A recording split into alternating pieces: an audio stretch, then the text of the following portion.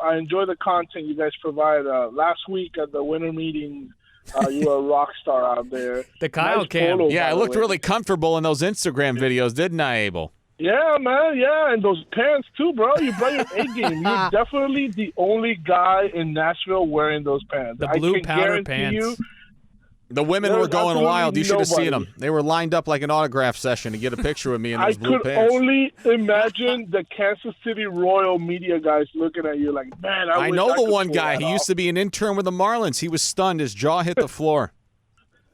And then on top of that, then I look and I see that Steven is injured. He's a sprained ankle or what? I don't Grade know what 3. happened. It's a grade 3 sprain, Abe. Come on, man. You guys need to get your act together. You said 8 weeks to go, right? Don't tell me to get my act together, Abel. This guy's doing private basketball runs. He's washed up, rolled an ankle. It is what it is. Abe, I play LA Fitness and stuff, and that's usually my thing, but I got invited to this private run, and I rolled my ankle. You're too young. Yeah. You're too young to be a weekend warrior, my brother. You're way too young for BRB. But let me ask you guys something, man. I really needed my Marlins fix today because I was at that Dolphins game last night. That sucked. I needed to let that off. But we're here for you. one thing we're not really talking about, and it's funny because I saw Juan Soto and Ellie De La Cruz were at the Dolphins game last night. And another guy that I've seen around town a lot on social media has been Jorge Soler. Right? Yeah. He was at the Heat game last week. He was at the Dolphins game not that long ago.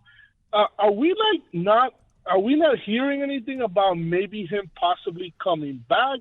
Is that door shut, or is there still a possibility that?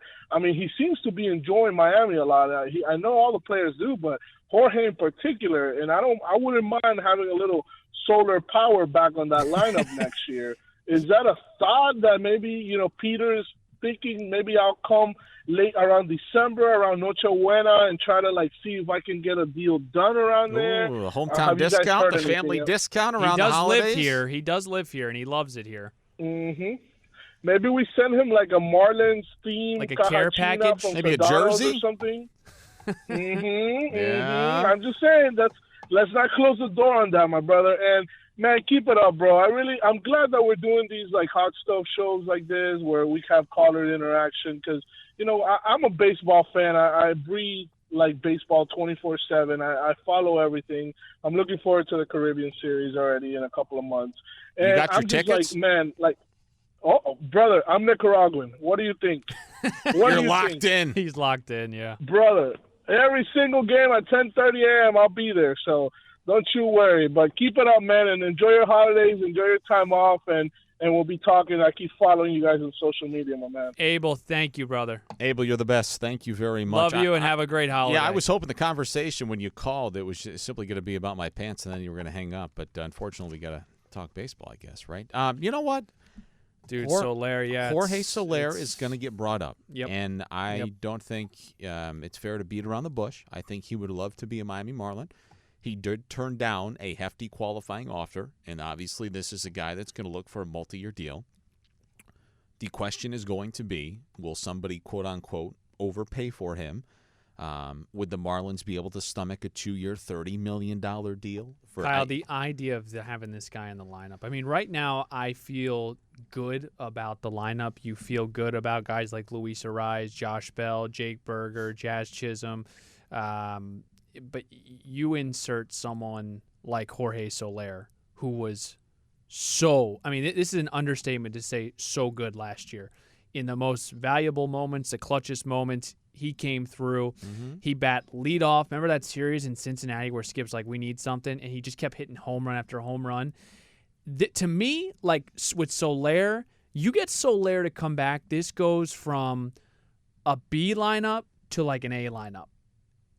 The 1 through 5, you talk about Ariz. Let's just go through this. Ariz, Soler. Who was batting third at the time? Was it Berger? Was it Jazz? I mean, I'm not going to go in order, okay? We'll go Ariz, Soler, Chisholm, Berger, Bell. Okay? That first 5, that's pretty good. And then you've got your Brian De La Cruz, your Jesus Sanchez. That 1 through 5, though, that's meaty. And that has a potential to be a really, really potent lineup. And I like what we have right now. But you add Soler into it, it gets real sexy. I don't want to be the bearer of bad news. I don't think they're going to sign him. Okay. I think he's going to get 2 or 3 years and a ton of money. I'm talking about just if that does happen, how different the lineup Sure. I mean, the guy looks. hit 36 homers last year. That was, 8th best in the league? Yeah. Like top 5 in the National League. I mean, that's 36 homers hitting 250 and driving in 75 runs with only 75 runs, but bopping 36 out of the park. I would love to see him back. What's it going to take? What's it going to take, you think, financially? Do you have a number? You think like 2 and 34. 2 and 34. Which is the 17 AAV is a little bit under what the qualifying offer was, but the guy, he's 31 years old. He's not going to go on a year-to-year deal. No. And it's probably somebody, put yourself in the shoes of a player. You're going to want a home, and you're going to want to feel like you have some stability, because when you start signing one-year deals, he has kids. It subjects you to maybe getting moved at the deadline if Sure. the team you sign. Right, like it's a little bit more tricky to do that when you sign a multi-year deal, and I don't blame him. He's 31 years old. He turns 32 so he's going into his age 32 season. If he can get 2 or 3 years, he could ride off into the sunset and make a ton of money. I just don't think the Marlins are going to go that direction. It's a guy that's made $65 million, gets himself to about $90 million or something in 3 years, 35. What's the leverage we have though on him? You think? What is the reasons on why you should come play for Miami? I think. Off no the rip, state income tax. Correct. He No, already has a home. I'm more about baseball. Like, he doesn't have to really play in the field. We'll DH him. Correct. Yeah, I know he's not they didn't love playing him in right field. I don't think he. I think he had a bit of an issue with that at home. There was the turf thing. Yeah. That puts the Marlins in a bind. Yeah. The way that they're going to construct things, they need somebody. It's not value, but versatile. You're pigeonholing it's different for different teams. I just don't know if he fits the bill as the kind of maybe the style or what they're trying to build. It's going to cost a lot. Yeah, I know. And I think if he's going to be your DH, how he'd have to play the field more again. I just don't see it, and I think it'd be different. It's going to be multiple years. I think somebody's going to not overpay, because that sounds like there's a negative connotation. I think it's going to be more than what the Marlins be comfortable going to. 2 years, $34 million. Sure. 3 years, sure. 45. Right? Like there's a lot of money to be had. The game's crazy, dude. Did you see what Jamer Candelario just got with the Cincinnati Reds? No. 3 years, $45 million. I wanted to talk about Shohei Ohtani I know. a little bit. That's where you were going. And we can talk about that. And I know people have a lot of opinions, and we can have ours in a moment, but he's not changing the game because he's an outlier. But what is changing the game are these players that are hitting 240, 250, good, valuable guys, but not superstars, making $15 million a year. Yep. To me, that's what's changing the game. It's not Ohtani. He's going to get his $700 million. He's going to go to Los Angeles. Good for the Dodgers restructuring that deal. They actually lower the AAV, the CBT, the luxury tax purposes. Good for them. They've had that in the making. He's going to be a superstar out there. To me, the Marlins, like the court that they're playing on, remember Jamer Candelario, everybody wanted that was the the Marlins. name came up on the trade deadline. Trade for him. Yep. This is a guy that just got $15 million a year for 3 years from the Cincinnati Reds. That's what you're playing with. Yeah. Those are the guys like, let's say, Kevin Kiermaier's a free agent. There's some ties with Peter Bendix. He's a really good player, getting a little bit older in his career. What do those guys want? $10 million a year? Yeah. No, the market is kind of crazy. That is what's changing the game. There are 5, 8, 9 teams where if they blow $350 million, it's fine. Whatever.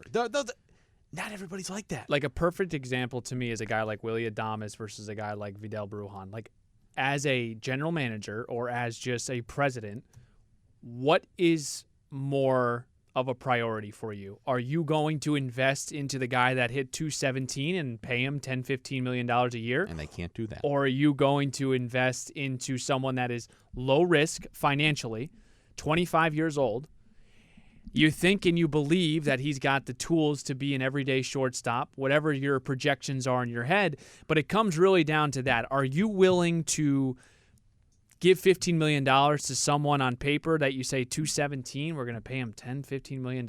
Or do you roll the dice and pay your $500,000 or whatever it is for your minor league kind of contract and hope that it pans out? And here's the thing. Here's the cold, hard truth, and we have gone over this. Peter Bendix is here to do things the Rays way. And imitation is the best form of flattery, okay? It is flattering to want to be replicated. Yeah. And he's going to do what the Tampa Bay Rays did. And what did that mean? We will never overpay for a player. Multi-year deals are pretty much out the window. We are going to draft and develop well. When our players become stars, we're going to trade them with just enough team control left that we're going to get 3 or 4 top-end prospects back. They're going to go into our system. They're going to be stars, and we're going to do it again. And I will say this, too. I believe that the Marlins will be competitive on the field in 2024 and give people a reason to show up to the ballpark. Absolutely. And they deserve that. Absolutely. But when Peter Bendix was hired, there is a vision, and a vision that will take multiple years. That does not mean they're going to sacrifice. I know, that's the first thing people think. When you say that, they're like, oh my gosh, we're not going to get back to the playoffs. They're not going to blow it up. That's not the case. The case is they are trying to make this not just work for 2023. They want to make it work in 2024, 25, 26, 27. And that just means you're not going to throw money at whoever, and you might make moves at the time that you think, is that making us better now? That's what you might question, but there is a blueprint for this, like Kyle is saying. It's going to take multiple years. It is all contingent, by the way, on your ability in June to draft. If you do not draft well and players at the top end of the draft do not pan out, you're in a bind. But it's not going to happen. It's going to take multiple years, but you have to be realistic about your expectations. They're not going to go and pay somebody 3 years and $50 million. That's not the way that you do it with what the Marlins are doing, the boat they're on, and the waters that they're fishing in. That's the way it's going to be, and that's okay. Acknowledge the truth. Get used to it. Get a little uncomfortable. They're going to do things a different way. They're not going to give Ohtani $700 million, which is why I don't think they're going to be able to go fish and reel in Soler for $3 and $45. If you trade for Willy Adames, which I get it, but you only have him for a year because that's a guy at 28 years old. It's insane he hit 217. If he bounces back and hits 250, he's going to go get 3 years and $50 million. I know, literally. So you have to draft well. The Marlins have to draft well. They need to make trades, and they're going to make unpopular trades. Some of your favorite players will get dealt at some point. The best news is a guy, and we could break after this, Kyle, is a guy like Josh Bell, who was awesome for Miami. For and sure. I think a lot of people wrote him off as far as him coming back here. And it shows that people do want to be in Miami. People do want to play for Skip Schumacher. People do want to play in this market. The Josh Bell signing is so much bigger than just getting him back in 2023. It shows that there's something here maybe worth a little bit more than money, because Josh Bell probably could have went out and maybe gotten more money. Maybe not. Maybe I'm just shooting whatever. Like, no, you're right. There's a culture. I think that there's a culture here, and I think that signing was the biggest one over the offseason. By far. And it's not just because you get Josh Bell back. It's because there's a bigger meaning to why he came back. He had an option to go, and he had an option to stay. He opted back in. There's a lot of work to do. The Marlins will be competitive on the field in 2024, but you have to look at a long-term vision because it's coming, and before you know it, they're going to be in a really, really good place, and by that, it's long-term sustainability. I appreciate all the phone calls tonight. I don't think we have any more right now. We got Love It or Leave It coming up next. 80109.